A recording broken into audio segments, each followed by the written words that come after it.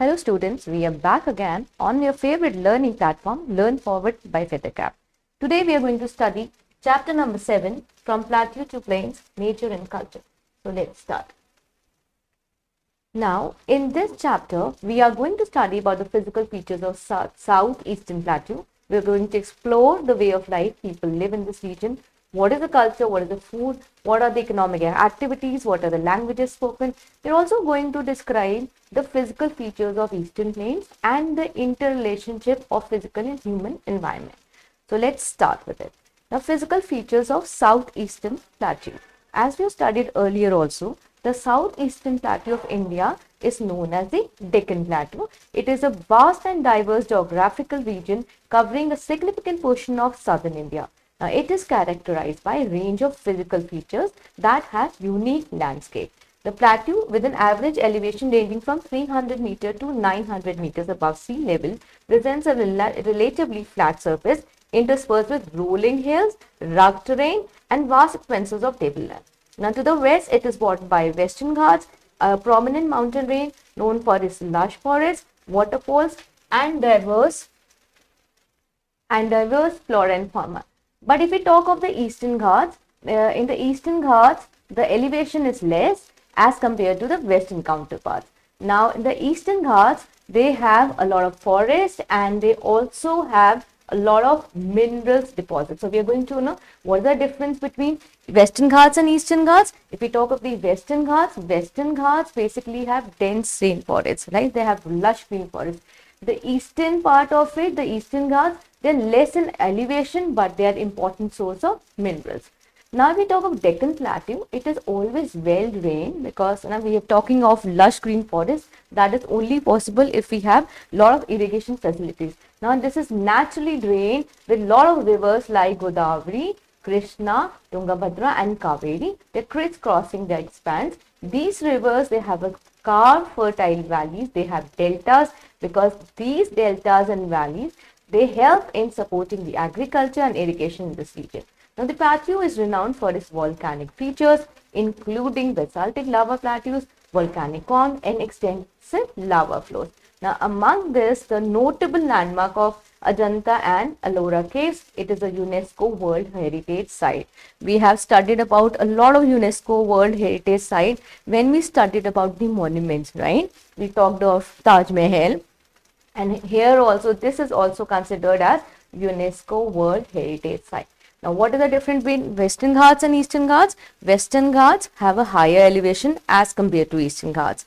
Now, Western Ghats are famous for forests and they have lush green dense forests, while the Eastern Ghats, they are a rich source of minerals. Now, let's come to the climate. Deccan Plateau varies from tropical in low-lying areas to subtropical and temperate in the higher elevation. Now, how do they vary in the climate? In the Deccan Plateau, what kind of climate do we have? We have tropical climate. But if we talk of the other ways, we talk of the low-lying areas of subtropical and temperate climates. Now, summers can be exceedingly hot over here. The plateaus experience a distinct monsoon season during southwest monsoons, and they have a varied topography and different climate zone, because of which there's a lot of range of biodiversity making a home to various species of flora and fauna.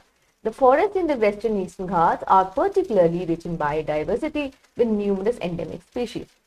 Why is this possible? Because this is like a flat area. This is not very high on elevation. This has a lot of water available. If we talk of the agriculture is basically a significant activity on this. People grow crops like millets, pulses, cotton because water is abundantly available in oil seeds. The abundant river facility forms an extensive agriculture because of the irrigation part. Now, the Deccan Plateau is also home to several major cities, including Hyderabad, Bengaluru, Pune, Chennai, and they are hubs of commerce, technology, and culture in India. If we talk of the main occupation of the Deccan Plateau, then we'll say the major is agriculture. Then after this, we also have the IT hub, and along with this, Deccan Plateau has some physical feature which help in crucial life of people in terms of landscape, economy and cultural diversity, because it is a region of great significance in southern India. right? Now, how do people live over here? Let's understand that. If we talk about the culture in this region is a tapestry woven with various influences. Now, it has a lot of traditional art forms, music, dance, and festival that are distinct to the decade. Now, you have to remember this. What is special about this culture? The special thing about this culture is that it encompasses a lot of traditional art forms, music, dance, and festivals, which is very particular to this particular region. So people over here celebrate a lot of festivals like Ugadi, the Telugu New Year and Pongal, and the Tamil Harvest Festival. So what is the Tamil Harvest Festival? Pongal. They also have a lot of folk music and dance, which is very famous, the Bari dance and the Kulata dance, which is very famous to this particular region. So let's do it nicely. What is the culture of these people? They have traditional forms. It encompasses a lot of traditional dance forms and a lot of festivals, which makes this region really special. Now, they are really fond of delectable food. The scrumptious food that they eat is really flavorful. They include millets, rice, lentils, and vegetables that form their staple diet. Now, what is a typical meal of Deccan Plateau people include? It includes dishes like biryani, dosa, idli, vada, and various chutneys. The use of spices is very common here, and tamarind is a favorite souring agent. So, which is the major spice used here is tamarind. Then if we talk of the economic activities, agriculture is a prominent economic activity in the Deccan Plateau. This region is known for growing crops like rice, millets, pulses, and cotton. Why? Why do we grow all these crops? We grow crops as per the availability of water. Now, they require a lot of water, and water is available abundantly because of these rivers. Now, they have these crops growing here with irrigation from rivers like all the rivers we have mentioned here. Animals husbandry, including cattle rearing, is also essential to the livelihood of many people. So if we talk of the what is the source of economic activity, one is agriculture. पैसा कहाँ से आता है? इनका main काम क्या है? Agriculture है. दूसरा काम क्या है? ये लोग क्या करते हैं? एनिमल हस्बैंड्री में की वजह से इनको पैसा आता है. Right. Then the third occupation is, I told you that it is like a IT hub also. Right. And along with this, we have livelihood giving to people because this region has witnessed a lot of industrial and technical growth in the recent years. And that is why, if you see, Bengaluru is becoming a major IT and tech hub. Is it clear? Now let's come to what are the languages spoken. We talked of the culture, we talked of the food, we talked of economic activities. Language कौन सी use करते हैं? Now their languages are diverse, right? That's the food is diverse. ये कौन सी language use करते हैं? तेलुगु, कन्नड़, तमिल, मलयालम, ये सारी language बोलते हैं. उसके अलावा मराठी और कोंकणी भी बोलते हैं और हिंदी और इंग्लिश भी बोलते हैं. So what are the language spoken here? Telugu, Kannada, Tamil, Malayalam, Marathi, Konkani, Hindi or English. Right? Hindi and English are also widely understood and used, particularly in urban areas among the younger generation. अब ये लोग रहते कैसे हैं ये समझते हैं. Way of life. The way of life in Deccan plateau is characterize a blend of tradition and modernity. Tradition भी है और मॉडर्न भी है. It's a fusion of both of it. While people hold on to their cultural roots and traditions, they are also open to embracing technological advancement. तो definitely अपने culture को ये लोग नहीं भूले हैं, बट जितना भी राइज हो रहा है टेक्नोलॉजी में उसको भी एम्ब्रेस करके उसको भी लेके चलते हैं. The Plateau has a strong tradition of craftsmanship and producing items such as bidri ware, a form of metalwork, and hand woven textile. तो अगर हम बात करते हैं कि इनका कल्चर क्या है, इनका कल्चर है कि यहाँ पे बहुत सारे फेस्टिवल्स होते हैं, बहुत सारे फोक डांसेस हैं. उसके अलावा एक चीज आपको जो याद रखनी है, इस प्लेट्यू में एक क्राफ्टमैनशिप बहुत फेमस है जिसमें आप मेटल वर्क और हैंड वुमन टेक्सटाइल का काम करते हैं, उसको बिदरी वेयर कहते हैं. Right. Then let's come to the urban center. Urban center में बहुत सारी ऑप्शंस हैं इकोनॉमिक एक्टिविटी की, क्योंकि यहाँ पर आपको एजुकेशन में एम्प्लॉयमेंट मिलता है and they live a cosmopolitan lifestyle. The Deccan Plateau is also known for ancient rock art with numerous rock shelters and caves containing prehistoric paintings and carvings. These artworks provide valuable insights into lives and cultures of early human inhabitants in the region. तो ये जो Deccan Plateau में caves है ना, rock shelters और caves हैं, तो ये हमारा नेचुरल हेरिटेज को encourage करते हैं ना, people go into it, find what kind of life they have led, what all they experience. Now let's talk of eastern plains. We have talked of the Deccan Plateau, we know about it, and now let's come to the eastern plains. Eastern plains जो है वो Indo Gangetic planes भी कहलाते हैं या north Indian plain भी कहते हैं. इसके अंदर सिग्निफिकेंट रीजन आता है कंट्री का. ये जो प्लेन होते हैं stretch from eastern fringes of India near the Bay of Bengal to the foothills of Himalayas in the north. And now let's delve into their topography and all the physical features. यहाँ पे भी जो topography है ये बहुत raised नहीं है, elevation wise ज्यादा नहीं है. ये जो जगह है फ्लैट और एक्सपेंसिव लैंडस्केप है. ये यहाँ पर low lying and gently sloping areas हैं. यहाँ पर एक लेवल टेरेन है, इस करके एग्रीकल्चर एक्टिविटी बहुत कॉमन है यहाँ पे. इसकी फ्लैटनेस की वजह से यहाँ पे एल्यूवियल डिपॉजिट्स हैं जो रिवर लेके आते हैं, जो वो पूरा टाइम फ्लो करते हैं, स्पेशली गंगा, ब्रह्मपुत्र और उसकी ट्रिब्यूटरी. तो फ्लैट टोपोग्राफी होने का फायदा होता है कि वहाँ पर एग्रीकल्चर आप आराम से एग्रीकल्चर इजीली हो जाता है. Agriculture becomes the backbone of that industry.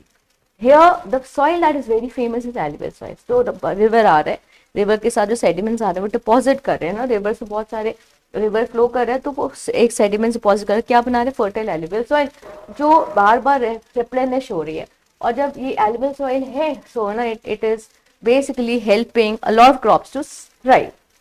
So the plains are renowned for their fertile alluvial soil, which is continually replenished by sediments deposited by the rivers over thousands of years. This rich soil is highly conducive to agriculture and is primary reason for region's agriculture productivity. The fertile land supports the cultivation of various crops, making it one of the most agriculture productive regions in India. तो अगर हम बात करें eastern planes की, ये सबसे ज्यादा productive reason है. बिकॉज प्रोडक्टिव रीजन क्यों है? बिकॉज इरिगेशन फैसिलिटी अच्छी है, एल्यूवियल सॉइल है, इस करके एग्रीकल्चर का ग्रोथ, यहाँ पे क्रॉप का जो ग्रोथ है बहुत अच्छा है. Then we talk of river system. The Indo-Gangetic plains are crisscrossed by an intricate network of rivers. The Ganga and the Brahmaputra are the two major river systems.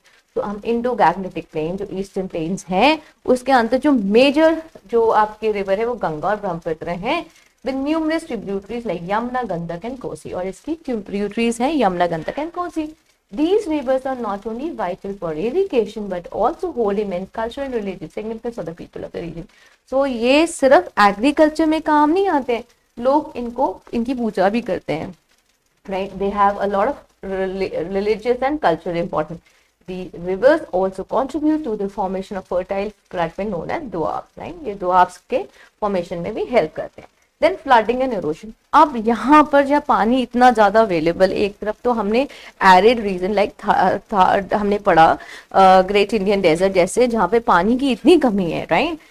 यहाँ पर फ्लड आने के चांसेस बहुत ज्यादा रहते हैं. While the rivers bring fertility to the plains they can also cause flooding and erosion during the monsoon. अब जब बाढ़ भी आ जाती है और बहुत ज्यादा डिल्यूज रहता है पानी से, फ्लडिंग जो एक डबल एज स्पोर्ट है because as it is rejuvenating the soil. Flooding से सॉइल तो रिजुमिनेट हो रही है बट सॉइल ये इसका डिवास्टेटिंग इफेक्ट भी होता है. बिकॉज डिवास्टेटिंग इफेक्ट ऐसा रहता है कि सब कुछ नुकसान कर देता है. एट टाइम्स कंप्लीट ना livelihood is ruined. So the government has implemented various flood control measures to mitigate the impact of flood. Now government is working very hard so that the results are not affecting people. Then let's talk of climate. तो यहाँ का climate है वो सब tropical से tropical होता है with distinct wet and dry season. अगर हम बात करते हैं आपके डेक्कन प्लेटो की, वहां पे क्लाइमेट कैसा होता है? सब ट्रॉपिकल ट्रॉपिकल क्लाइमेट होता है. यहाँ पे भी सब ट्रॉपिकल ट्रॉपिकल क्लाइमेट होता है, वेट और ड्राई सीजन होता है. वहां पे आपकी बहुत डिस्टिंक्ट ना आपका गर्मी का सीजन में बहुत गर्मी होती है, राइट. यहाँ पे जो मानसून है जो जून में आता है and last of September brings heavy rainfall and is crucial for agriculture. ये जो मानसून आता है वो जून में आता है, ठीक है, और सितंबर तक रहता है. June till September is the monsoon season and it brings a lot of rainfall. Summers can be hot and humid while winters are relatively cooler, right? Then biodiversity. Despite being a highly cultivated region and the Indo-Gangetic plain supports a variety of wildlife including bird species, reptiles and small mammals, wetlands and marshes along the rivers provide crucial habitats for migratory birds. Then are the urban center. इनके urban centers कौन से हैं? कोलकाता है, दिल्ली है, पटना है, लखनऊ है. These urban centers are hub to economic, cultural and political activity. अब यहाँ पे ये जो लोग रहते हैं ये कैसे रहते हैं? The way of life of people in the eastern plains of India, often referred to as the Indo-Gangetic plains, is deeply rooted in rich cultural heritage, diverse cuisine, and a mix of traditional and modern economic activities. अब इनका culture क्या है? जो इनका culture है, बहुत सारे ना डांसेस हैं, बहुत सारे ट्रेडिशंस हैं, जैसे कस्टम्स बहुत सारे हैं, बहुत सारे रिचुअल्स हैं। हिंदुज्म, बुद्धिज्म और लोग यहाँ पे रहते हैं, और भी रिलीजन के लोग यहाँ रहते हैं। यहाँ पे दिवाली, दुर्गा पूजा, होली और ईद सेलिब्रेट करते हैं, खूब मजे से सेलिब्रेट करते हैं। जो क्लासिकल डांस फॉर्म है कथक और Bharatanatyam, they have actually been originated from this particular area, right? Now, why do you think festival like Diwali, Durga Puja, and Holi and Eid are celebrated with great fervor in the eastern plains of India? Because all the people of different religion live here, and they celebrate this to enhance their bonding with each other. How does this festival reflect the rich cultural heritage of the region? This festival depicts that different people are living in a place and they're uniting, and they celebrate all these festivals with a lot of fervor. 10 is the food. अब खाते क्या हैं? Let's understand. And they are very we have talked about the Deccan Plateau, क्या क्या खाते हैं, idli, dosa, biryani. These people, they also gorge into different fusion of food. Rice is the staple grain, and then rice-based dishes like biryani, pulao, and khichdi is very popular here. They're also very famous for sweets like rasgulla, sandesh, and various forms of pitha. Fish and seafood are significant components of a diet, especially in coastal areas like West Bengal and Orissa. Bengali cuisine is with this emphasis on sweets, and fish is famous across India. Now, if we talk of food, we have talked about the staple diet is rice, and all the food made from rice is very famous. Along with this area is famous for what? Is famous for sweets like rasgulla, sandesh, etc. I hope you're drooling right now, but yes, this is the specialty of this region. If we talk of Kolkata, which is the major cities in Eastern Plains, it is known for its rich cultural heritage. It is also known as cultural capital of India. It is not only a hub for classical arts and literature, but also a birthplace of Bengali Renaissance, a cultural and intellectual movement that had profound impact on Indian literature in 19th and earlier 20th century. Now, we talked about the food also. अब बात करते हैं यहाँ पे पैसे कैसे आते हैं, इनका मेन इकोनॉमिक एक्टिविटी क्या है। एग्रीकल्चर इनका बैकबोन है, बिकॉज यहाँ पे फर्टाइल एलिवेलेंट सॉइल है, जो गैंजीज और ब्रह्मपुत्र फीड कर रहे हैं, उन्हें बहुत सारा पानी दे रहे हैं, जिसकी वजह से cultivation of crops like rice, wheat, jute, sugar cane and pulses is possible. Fishing भी बहुत ज़्यादा फेमस है यहाँ पे। उसके अलावा फिशिंग के अलावा अगर हम देखें, यहाँ पे बहुत सारी इंडस्ट्रीज हैं, textiles, manufacturing and information hub भी हैं यहाँ पे, specially in cities like Kolkata and Noida, right. Then let's come to the language spoken. The language, it is very linguistically diverse. There are people who are polyglots who speak in more than one language. Bengali predominant है यहाँ पर, waste Bengal और बांग्लादेश में specially. और अगर हम बात करते हैं बिहार और यूपी में, तो वहाँ हिंदी और भोजपुरी बोली जाती है। उसके अलावा जो सबसे पुरानी लैंग्वेज है उड़ीसा की, वो है उड़िया, और आसाम की एसमीस है। अगर हम बात करें English, it is widely understood specially in urban areas among the educated population, right? How do the people live over here? The way of life in the Eastern Plains is characterized by strong family bond and reverence for traditions. Joint families are common, and rituals and festivals hold a great importance. Traditional crafts and handloom industries flourish, producing intricate textile, pottery and art. यहाँ पे जो university बहुत famous है वो BHU है, Banaras Hindu university. This region's educational institution, including university like Jadavpur, Banaras Hindu University, they contribute significantly to the academic and intellectual life of India. अब हम बात करते हैं कि ये सब तो है, बट इसका जो फिजिकल एनवायरनमेंट है उसका ह्यूमन रिलेशन क्या है. So there is a big relation between the physical and human environment which is the fundamental aspect of how society develop and function. इसका मतलब है the complex and dynamic interaction between nature and human and choices. तो अगर आपका human beings जैसा behave करें, that results, that affects the environment. Let's tell how. Now if we talk of resource utilization, जो resources available है human उसको properly utilise कर रहे हैं ना. ह्यूमन सोसाइटी जो है फिजिकल एनवायरनमेंट पे क्यों डिपेंडेंट है? बिकॉज उन्हें बहुत सारे रिसोर्सेज मिलते हैं, जैसे water, food, minerals and energy. This interdependence has led to development of various resource management system. Humans क्यों dependent है?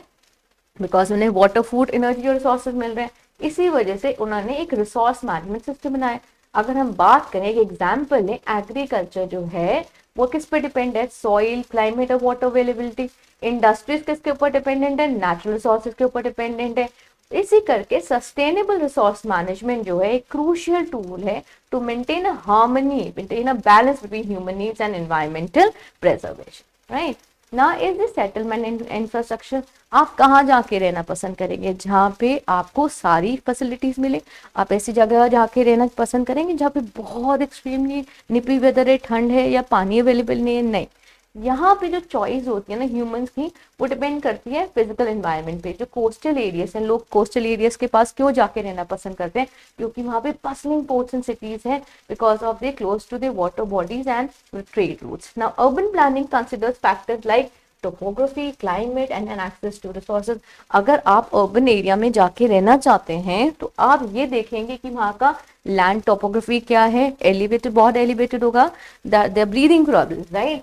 देन क्लाइमेट कैसा है, can you survive in that climate, and access to resources. The construction of infrastructure such as road, bridges and buildings is tailored to fit the national landscape. Engineering solutions such as flood defenses are implemented to adapt to environmental challenges.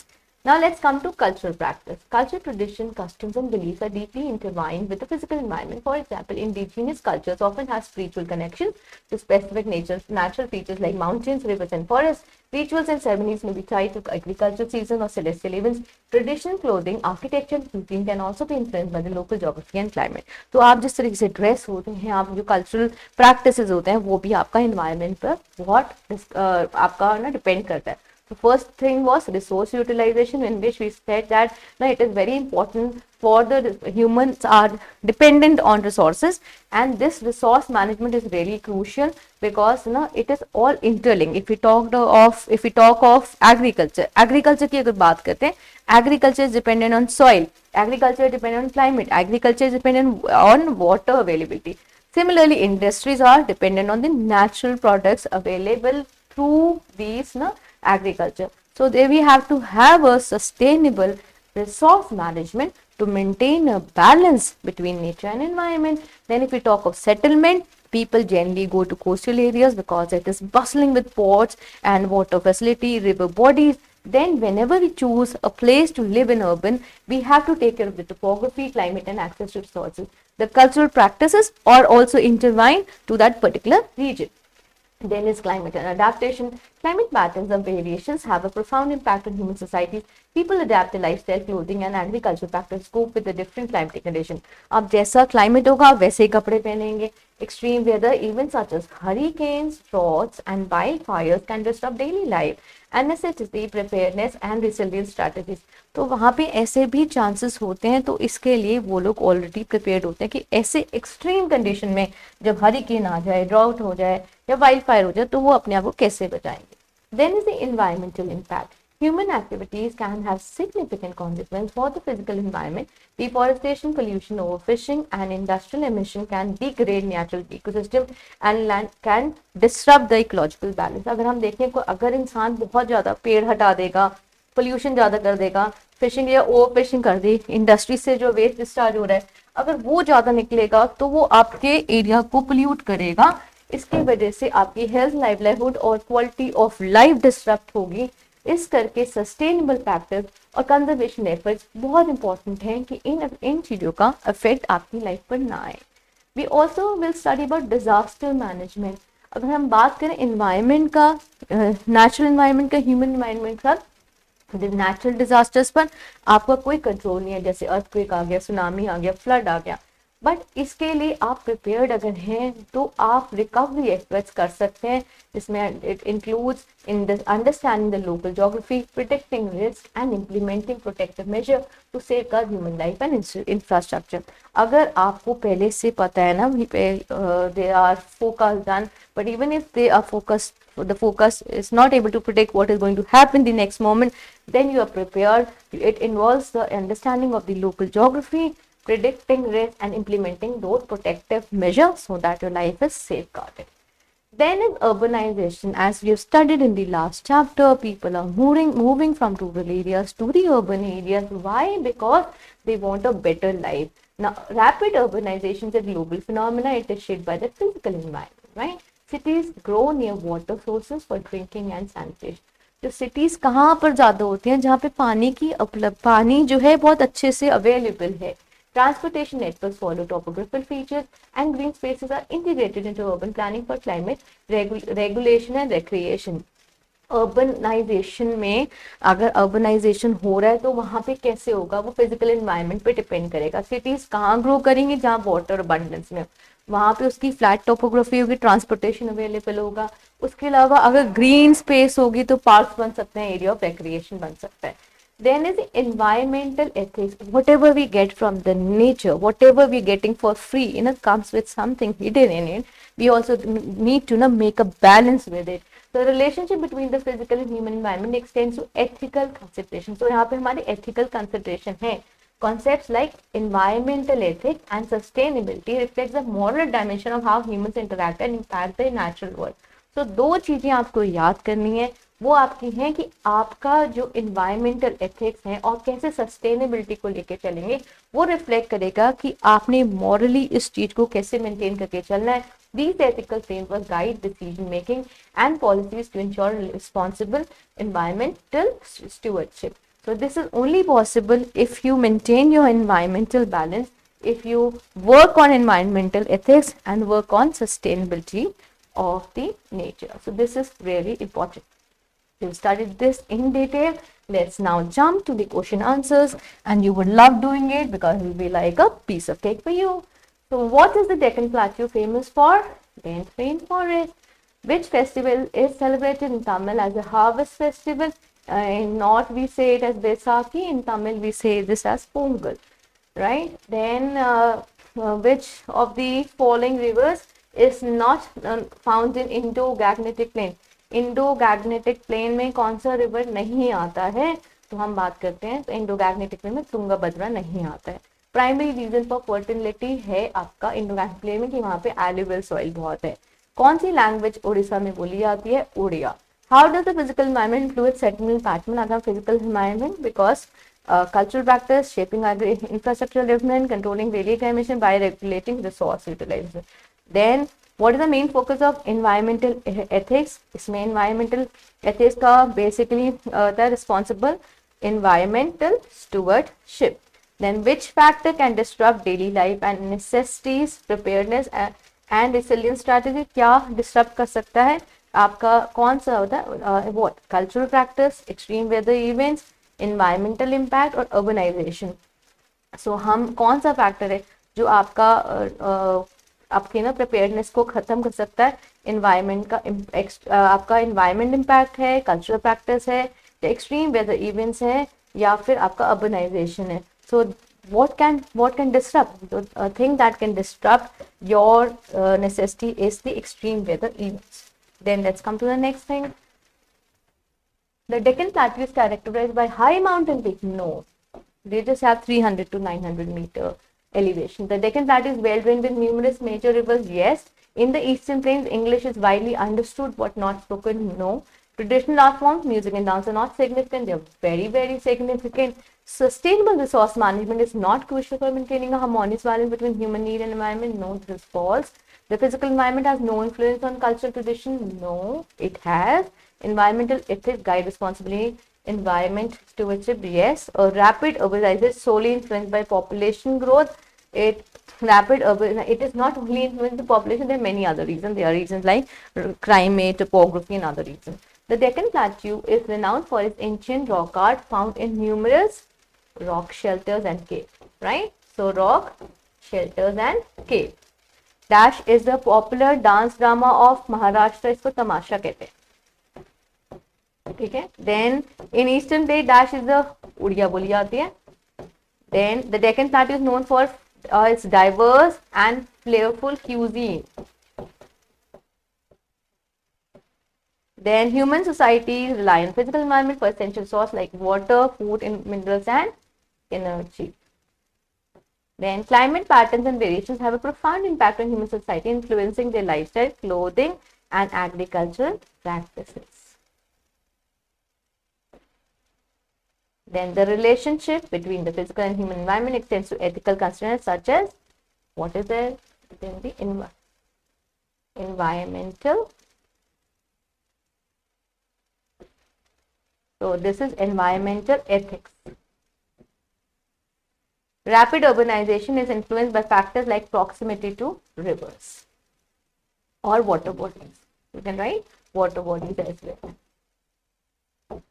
Now, let's come to question answers. Explain how the climate in the Deccan Plateau varies with elevation. The climate in the, if we talk of the climate, which we have studied in the chapter in the beginning, the climate varies as per the climate varies as per the elevation. So, if we see the climate over here varies in Deccan Plateau, it is tropical in the low-lying areas to subtropical and temperate in the higher elevations. So, this is how the climate varies, and the summers are exceedingly hot, while the plateau experiences a distinct monsoon season during the southwest monsoon. So, this is how the climate varies as per the elevation. Now, let's come to the next question. The next question is, what are the main economic activities in Eastern Plains apart from agriculture? So, if we talk of the main economic activities, it is first agriculture, animal husbandry, then they are very good at craftsmanship, then there's a big IT hub. Then how does cultural heritage contribute to the identity of Deccan Plateau region? If we talk of the cultural, there are traditional art forms, there is music, there is dance. It is very famous for the festivals they celebrate like Ugadi, Pongal, and this all along with this Bidri ware, which is a special craftsmanship which is very famous over here. Describe the impact of extreme weather events on human society in the context of interrelation between the physical and human environment. The impact of extreme weather events, like if we talk of extreme weather events like tsunami, hurricane, drought, it has a great impact on human life, but people living here are prepared to manage with the environment. Then explains the significance of Western and Eastern Ghats in the Deccan Plateau geography. If we talk of Western Ghat, they are situated on the western side and the Eastern Ghat on the eastern side. The Western Ghat are higher in elevation as compared to the Eastern Ghats. The Western Ghat, they are very famous for the lush green forest, while the Eastern Ghats are very that important source of minerals. So there are a lot of minerals that are found in the Eastern Ghats. Then describe two cultural festivals celebrated in the Deccan Plateau. The two cultural festivals that are celebrated is Pongal and Ugadi. Then, how does physical environment influence the choice of settlement location in coastal areas? The people living in coastal areas choose this place because this is a hustling and a bustling place where there are a lot of ports, there's a lot of transportation available, and there's right geography, right climate for people to survive and get into a lot of livelihoods. Then, what is the interrelation between resource utilization and sustainable resources in the context of human-environment interaction? Provide example also. Now, we have a great relationship between the resource utilization and the sustainable resources management, because everything, humans are dependent on resources. For example, if we talk of agriculture, agriculture thrives with great water availability, with nice soil and abundant of irrigation facilities. And people who climb all these things basically feed the industries. The industries thrive on all these natural elements of like soil, agriculture, because if this is available, then if agriculture provides you right things, then the industries can work. So there is a balance. So if we have a balance between resource utilization, sustainable resource management, then we are able to cope up with the environment and we are able to maintain a harmonious balance in between the two. Discuss the impact of rapid urbanization, the physical and human environment in Deccan Plateau. What challenges and opportunities does urbanization present? If we talk of rapid urbanization is a result of people migrating to these areas basically because they are having flat topography, they are richly fed with rivers, and they help in the thriving of people because it provides them sustainable life practices. It has a lot of challenges because there are times when there are disasters like hurricanes, floods, etc. And the opportunities are it provides a lot of livelihood which help people live here in a sustainable environment. So this was all about the chapter and the question answers. I hope you got it well. If you have any doubt, you can buzz us. Happy learning.